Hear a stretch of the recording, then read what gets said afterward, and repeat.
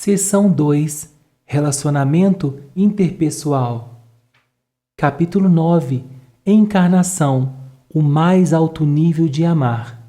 Nenhum sacrifício é feito por alguém com quem você não procurou de alguma forma se identificar. O autor. E se por um dia você estivesse literalmente no corpo de sua esposa? Se ao abrir os olhos você acordasse no corpo de sua companheira? Isso mesmo, um homem barbado no corpo de uma mulher, a rotina dela se tornando a sua, será que você teria pique para preparar o café da manhã, arrumar as crianças para a escola e ainda se produzir para ir ao trabalho, como ela faz todos os dias? Imagine ter que lidar com várias questões do universo feminino, algumas fisiológicas inclusive, que jamais passaram por sua cabeça antes.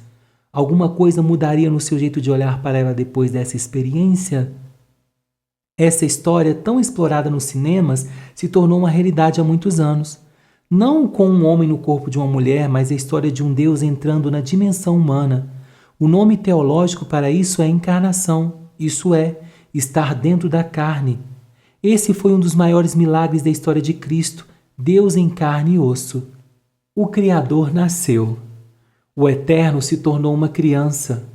O Onisciente aprendeu uma profissão. O Deus incansável na fragilidade do corpo humano ficou cansado. Quem não sente sono dormiu na proa de um barco. O remédio para as dores da alma ficou angustiado até a morte. Temos um Deus que não apenas sabe pela sua onisciência o que você e eu passamos, mas experimentou isso na pele.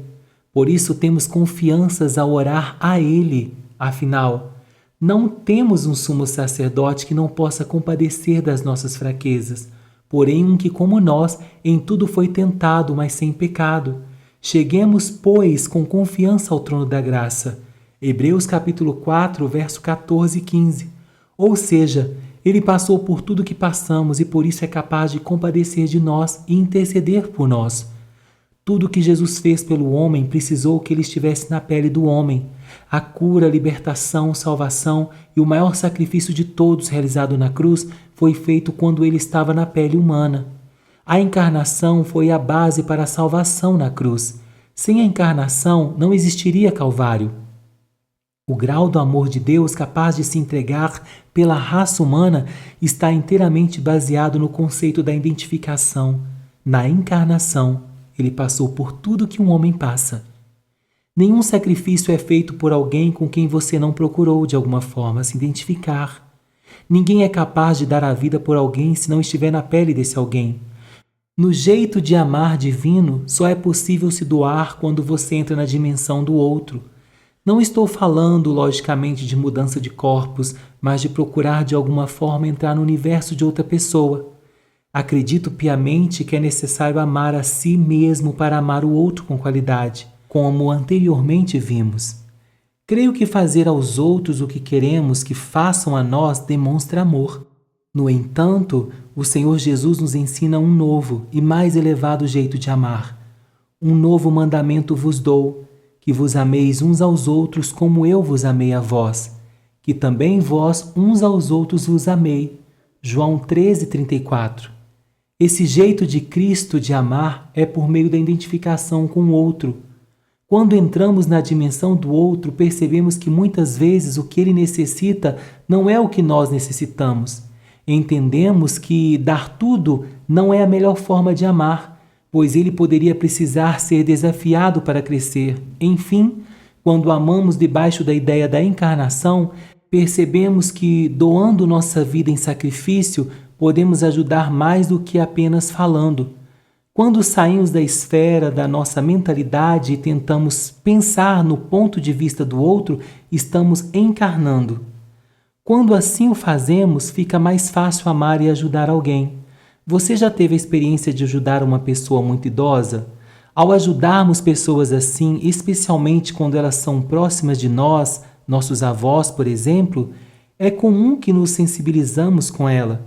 Percebemos que a mente não está mais tão ágil como de um jovem, que o corpo não tem a mesma força de um adolescente. Depois de perceber tudo isso, será que é necessário fazer um grande esforço para ter paciência com ela? Repare que o processo de se colocar no lugar dela, ou pelo menos pensar a partir de sua sensibilidade, nos faz quase que naturalmente demonstrar compaixão e ajudar. Muitos pedem paciência a Deus para lidar com um determinado tipo de pessoa, contudo não percebem que essa paciência seria dada a elas no momento que se identificasse com o outro. A paciência e o amor são consequências naturais na vida de quem se colocou no lugar de outra pessoa. A maioria das brigas é resultado de falta de olhar o problema sob o ponto de vista do outro. Muitos estão tão mergulhados dentro de si mesmo que não têm tempo de encarnar em outra pessoa e não se dão conta que por essa razão estão perdendo a qualidade dos seus relacionamentos.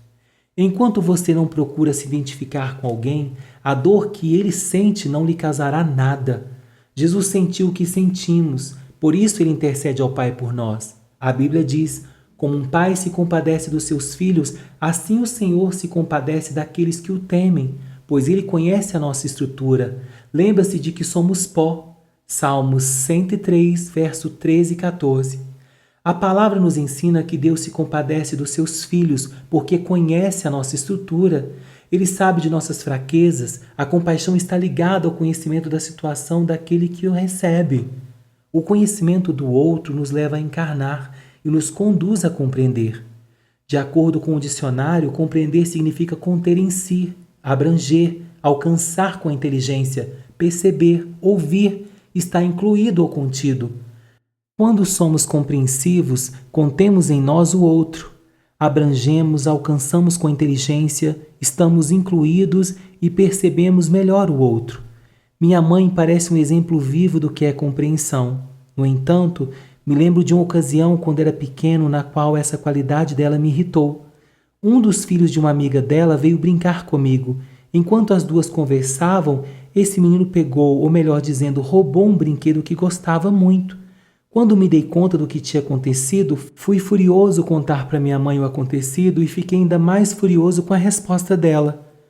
Como reaver o brinquedo seria difícil, acho que a minha mãe queria me ensinar algo com aquilo. Ela disse: tadinho dele, filho. Talvez ele tenha pegado seu brinquedo porque ele é pobrezinho e não tem brinquedo para brincar. Ao escutar isso, fiquei furioso, pois pensei que a minha mãe não estava do meu lado, mas do lado do garoto. O que minha mãe fez foi pensar na pobreza do garoto e na sua atitude. Com isso, ela não estava absolvendo o garoto, antes estava procurando entender o porquê do que ele fez. Na minha imaturidade, eu só vi o que ele havia feito. Maduros pensam na razão, imaturos pensam apenas na ação. Até mesmo quando precisamos corrigir o erro de alguém, precisamos antes compreender o outro. Quem não contém a situação e os motivos do outro, muitas vezes se perde na ação com o mesmo. Você conhece a estrutura de quem você está conversando? Conhece os porquês? Como ele está? Em vez de conhecer e compreender, muitos tentam presumir que as estruturas dos outros são parecidas com as suas. Pensam que as necessidades, os desejos e os problemas são idênticos e, consequentemente, erram feio no trato com as mesmas. Tendemos até mesmo a sermos mais rigorosos com os outros do que conosco, porque sabemos exatamente em que situações estávamos para fazer algo ou não. Somos mais amenos conosco porque conhecemos exatamente os motivos e fatores que nos levaram a agir como agimos. Certa vez, alguém disse: se estamos atrasados é porque perdemos a hora. Se for o outro é porque ele é irresponsável. Se erramos é porque as dificuldades eram grandes. Se for o outro, é porque ele é mau caráter. Se brigamos, é porque estávamos com a razão.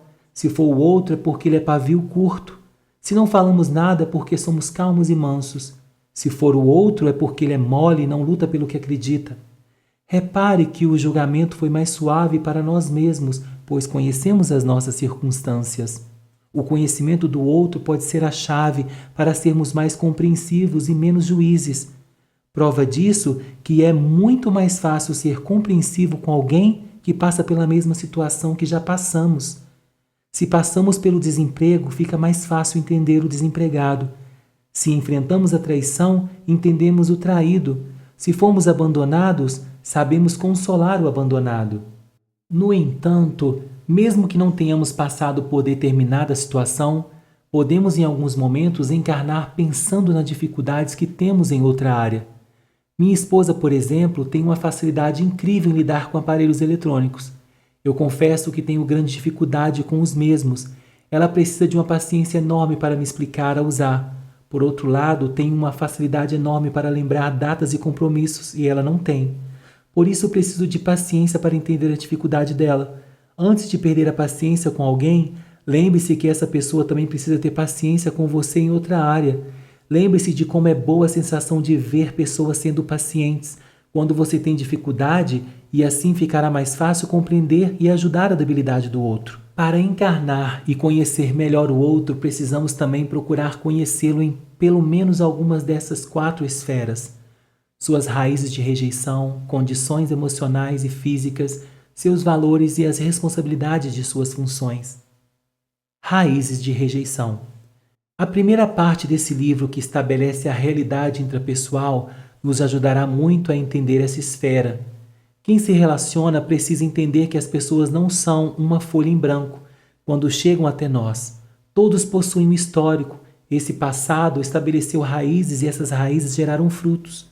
Julgar e condenar pessoas apenas pelos frutos vai impedir você de ajudar as mesmas de lidar com suas raízes.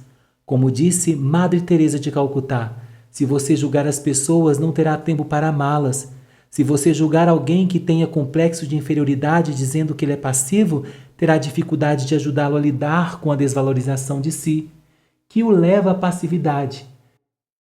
Se julgar alguém com um complexo de superioridade como arrogante, não terá paciência de ajudá-lo a enxergar que o que ele mostra como força é a fraqueza que o tem derrotado nos relacionamentos. Se perceber o perfeccionismo apenas como um chato, terá dificuldade de mostrar a ele o amor de Deus que o recebe como ele é. Por esse motivo, a Bíblia nos ensina a não falarmos mal uns dos outros, Tiago 4,11, pois a maledicência coloca um rótulo grande demais sobre uma pessoa, dificultando de ver a pessoa como ela é.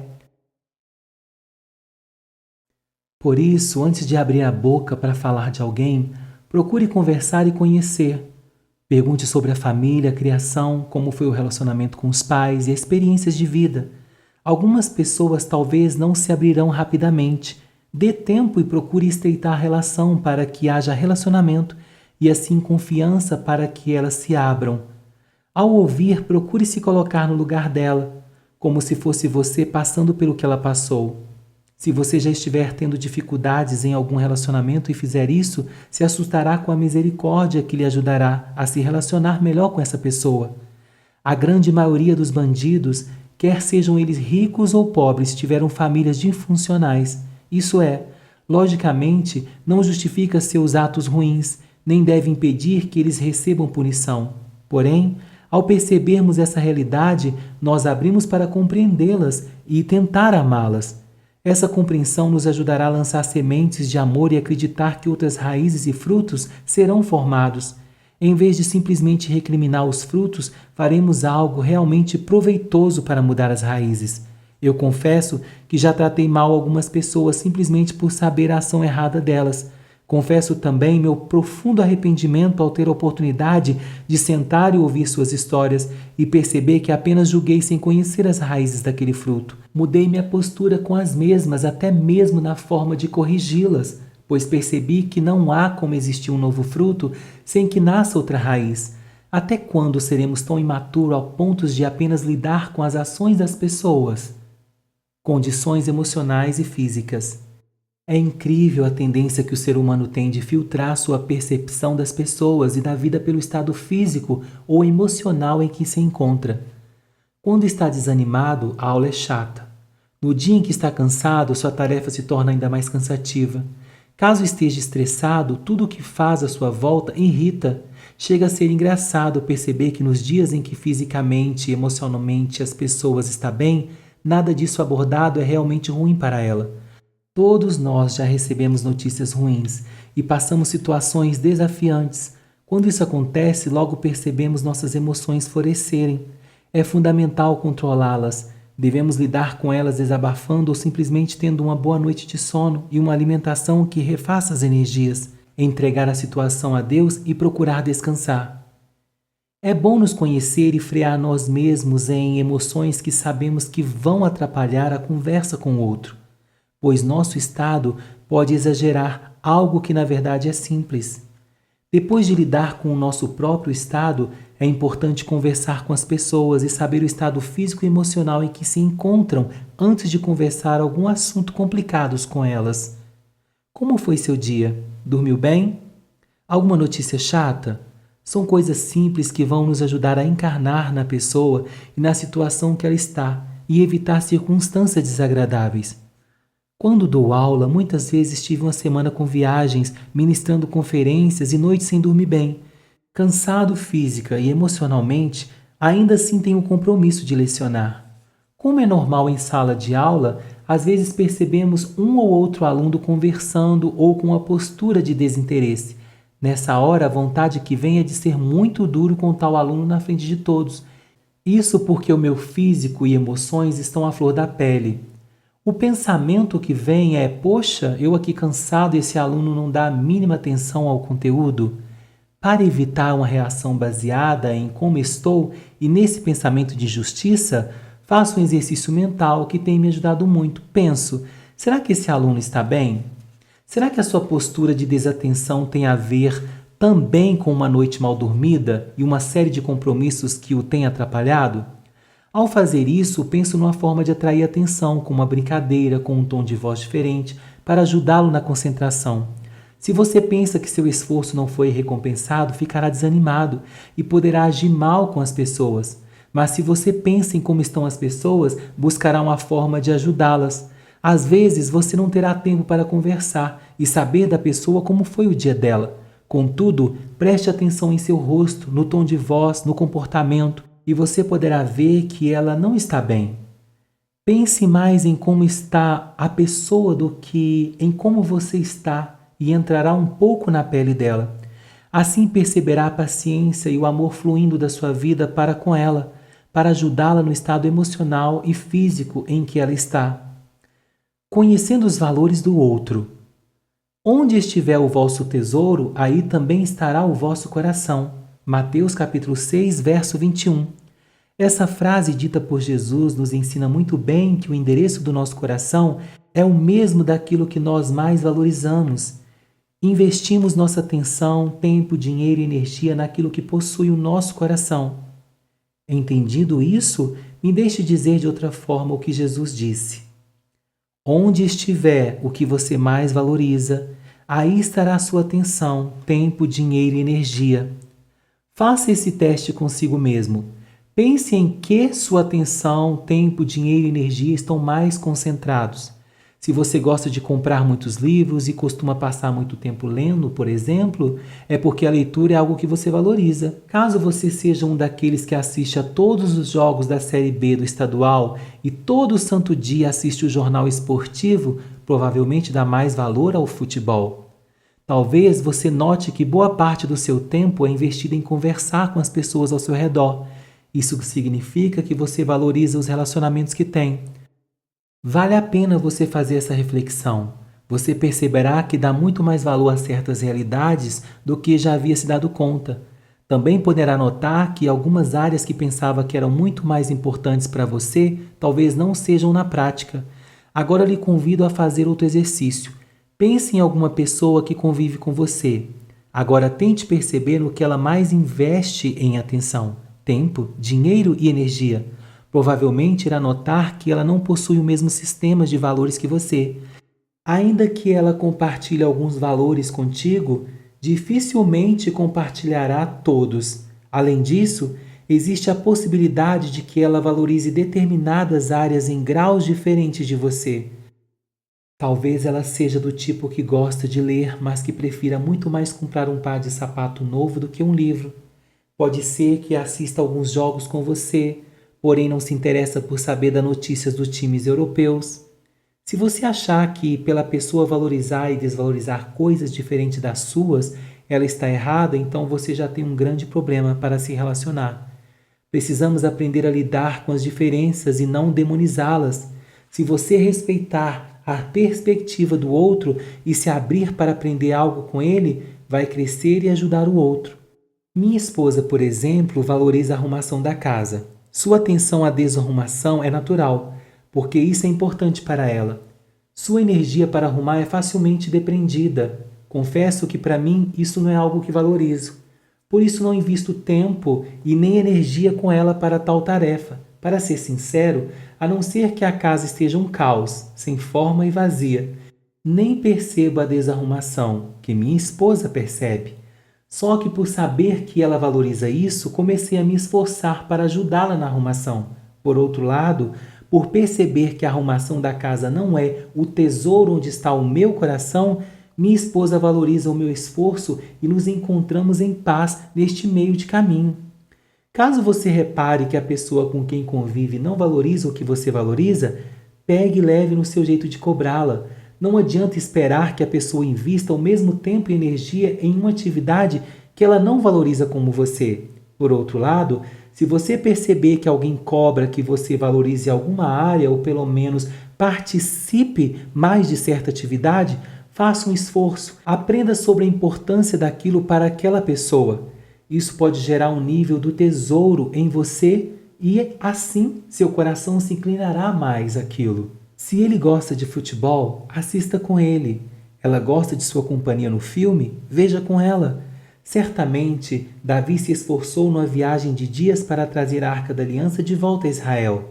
Errou, perdeu um homem na tentativa, mas depois conseguiu trazer aquilo que era o símbolo da presença de Deus. Quando chegou a Israel, ele dançava de tanta alegria porque tinha conseguido. Sua mulher, entretanto, em vez de se conectar com o tesouro do seu marido, ficou distante na janela, apenas observando e criticando a postura de Davi. Os dois tiveram uma briga séria porque Mical, sua esposa, em vez de se conectar com aquilo que gerava alegria no marido, criticou o que ele fazia. Muita gente reclama do que o outro faz e gosta, porém não procura na medida do possível se conectar ao outro. Caso não consiga valorizar certa área no mesmo nível do outro, pelo menos assuma numa boa postura de respeito quanto isso. Minha esposa é mais comunicativa e social do que eu. Gosto de estar com pessoas, mas sou mais caseiro. Em vez de brigarmos sobre isso, resolvi participar mais de eventos sociais como ela gosta. Não tenho palavras para dizer como cresci em relacionamentos interpessoais por me permitir valorizar e envolver com aquilo que ela valoriza. Por outro lado, também percebi uma compreensão quase que natural da parte dela quando realmente quero estar sozinho. Muitas vezes, o que valorizamos pode estar intimamente ligado a coisas que sabemos fazer. Nunca gostei e valorizei basquete, pois não fui bem nesse esporte. Por outro lado, sempre valorizei jogar um futebol, pois tenho certa habilidade com a bola nos pés. Repare coisas que você gosta de fazer e perceberá que tem certa habilidade nisso. Repare também que muitas vezes a pessoa ao seu lado não possui a mesma habilidade e por isso não gosta. Lembro-me que, enquanto namorava minha esposa, tinha algo nela que me irritava muito. Por ser romântico, adorava olhar nos olhos dela e dizer o quanto era linda e especial para mim. Nesses momentos de romance, Raquel muitas vezes desconversava e falava de outro assunto completamente diferente. Eu ficava chateado, pois não era essa a reação que esperava.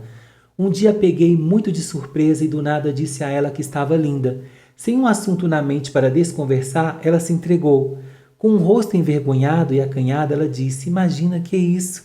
Naquela hora viu que não tinha visto. Ela tinha dificuldade em ser elogiada. Por isso usava o outro assunto para desconversar. Estava querendo que ela valorizasse algo que, na verdade, ela não sabia fazer. Daquele momento em diante, a irritação deu lugar à compreensão e passei a rir com ela dessa situação. Nossos relacionamentos mudam quando entendemos os valores do outro, quando percebemos que valores diferentes atraem corações para lugares diferentes. No momento em que compreendemos nossas diferenças, crescemos. Quando respeitamos nossas diferenças com o outro, abrimos espaços para aprender com elas. E nesse ambiente de encarnação, relacionamentos amadurecem. Responsabilidades da função. Muitas das pessoas com as quais nos relacionamos possuem posições de responsabilidade que nós não temos. Pais, mães, professores, pastores, líderes, gente cujas atitudes para conosco estão sempre pautadas na posição que ocupa, por desconhecer e não pensar em todos os fatores que envolvem a função na qual essa pessoa está, Muitas vezes julgamos e queremos posturas das mesmas que não condizem com a realidade. Quando se trata do líder, por exemplo, as pessoas o cobram em duas esferas, amor e visão. Quando me refiro a amor, falo daquele trato pessoal, caloroso, que se importa com as necessidades de cada liderado. Por outro lado, existe cobrança ao líder a respeito da visão, ou seja, aquela área que fala de projetos, determinação, capacidade de planejar, organizar e ousadia para uma nova meta. Mas no que diz respeito às lideranças, pelo menos em uma dessas esferas, eles terão mais dificuldade. Um líder que se destaca nas duas esferas alcançou um patamar que poucos chegam. O líder que enxerga mais o todo visiona novos projetos e tem ousadia para ir além. Muitas vezes tem dificuldades em enxergar o particular, o pessoal e as necessidades íntimas de seus liderados. Entretanto, o líder amoroso que abraça e se importa com cada um geralmente perde de perspectiva a organização e metas de longo prazo. Se você é líder, veja qual área precisa melhorar e invista nela. Quem sabe se cercando de pessoas que saibam fazer o que você não sabe. Caso você seja um liderado, seja mais misericordioso e tente, na medida do possível, ajudar a suprir o que ele tem dificuldade. Em vez de ficar focado em criticar o que o seu líder tem de dificuldade, exalte o seu ponto forte. Qualquer pessoa concentrada apenas no defeito de alguém terá dificuldade de amar esse alguém. Quem foca apenas no defeito do líder terá dificuldade de submeter e ajudar o mesmo. Seja parte da solução do problema e não mais um a criar problema. Para encarnar, pense na responsabilidade e no peso da tarefa que eles têm. Muitas vezes, as pessoas debaixo da liderança não conhecem todos os fatores que levaram o líder a agir como agiu e ainda assim o julga. Críticas e julgamentos são inúmeras vezes baseados em uma ignorância incrível. Quando Jesus foi levado à cruz pela multidão, ele orou na cruz dizendo: Pai, perdoa-lhes porque não sabem o que fazem. Por completa ignorância de quem estava ali e do que faziam, Jesus foi levado para a cruz. Muitos líderes têm sido crucificados porque seus liderados não tinham conhecimento da situação. Julgaram que o seu líder foi leviano, que só se preocupava com o dinheiro e por isso o conduziram ao tribunal. E não há reconhecimento do seu valor. Quanta incompreensão!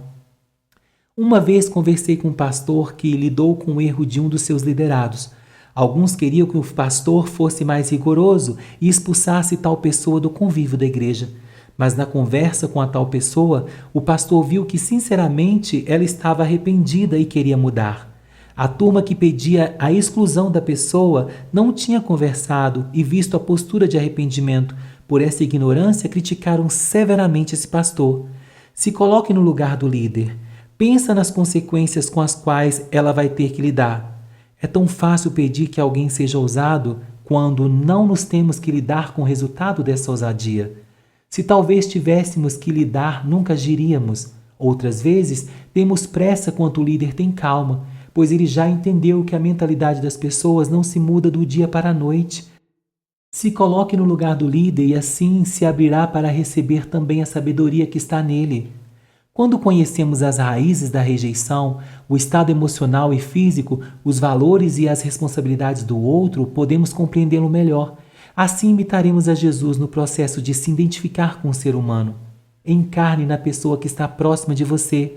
Tente enxergar o mundo como ela, entre na sua pele. Quando fizer isso, perceberá que nenhum sacrifício será grande demais, quando o propósito é abençoar alguém com quem nos identificamos.